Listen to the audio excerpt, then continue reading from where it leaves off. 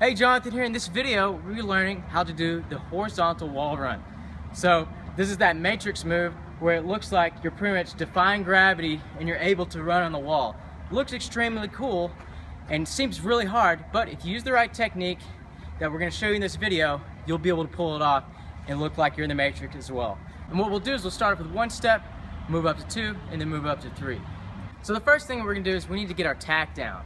Now, we have a tutorial that goes into more detail over this that you can check out. We'll put it in the description because the tack is going to be the first thing you want to learn first, or the thing that you want to learn first, because it's going to be a lot easier to go into the two-step and the three-step after that. So I'm not going to go into too much detail, but basically it's all about the trajectory of the way we're going with the one step.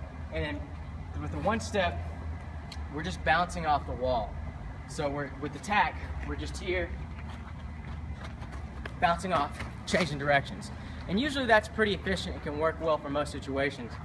But if we want to run on the wall, maybe we want to clear bigger gaps and things like that, that's where the two-step and three-step comes in, and that's what we're going to go into. So for the two-step wall run, it's important that we have a good run-up. Our run-up's going to be probably the most important thing when it comes to this, because we need to have enough forward momentum into the wall so that we can stay on it and actually get some friction with our feet and get some grip.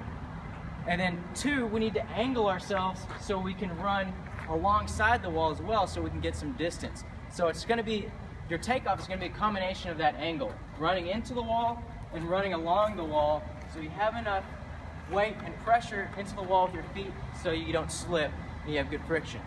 That's the other thing with this move, is that before you even try it, you want to make sure you have a good wall, something with good grip. This one has really good grip, so it's the perfect one for practicing this move.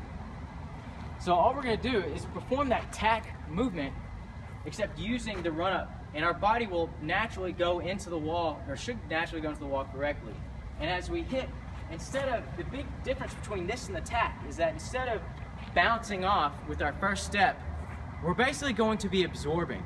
So we're going to be putting a little bit of pressure, but kind of bending the knee so that we can absorb into the next step, so that we don't fly off the wall. Because if we're stiff and we hit off the wall, we're not going to be able to get that second step. So what we want to do is go into the wall and absorb. So a nice little thing to practice is just going here and kind of just absorbing, allowing your weight to go into the wall so that way you can stay close to it, and that way you know that you can get that second step on. So once we've gotten that and we got that one step comfortable, then it's just adding the second step.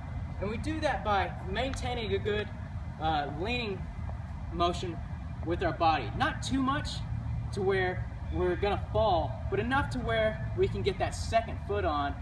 And that's gonna, a lot of that's gonna be with the hips and keeping the chest just slightly angled. So it's gonna look like this. So we're here, run into it, 1, 2.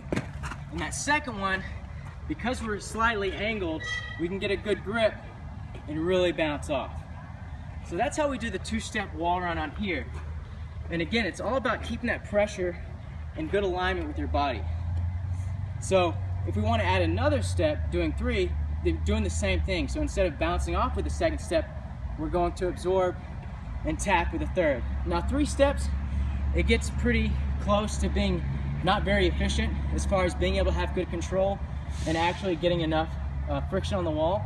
But you can do it if you have the good enough technique. So I'll try 3 and see what comes out.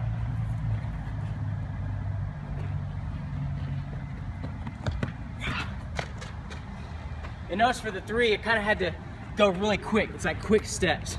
But it does allow you to get a little more distance, and you can get a really good push with that last step. So that's the two-step horizontal wall run.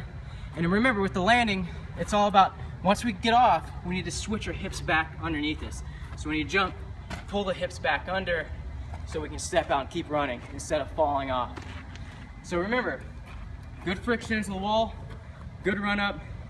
Your hip placement is going to be slightly angled, but you want your upper body to still have a slight angle, but still be straight to where we can whip back into the proper landing once we exit. So that was the horizontal wall run.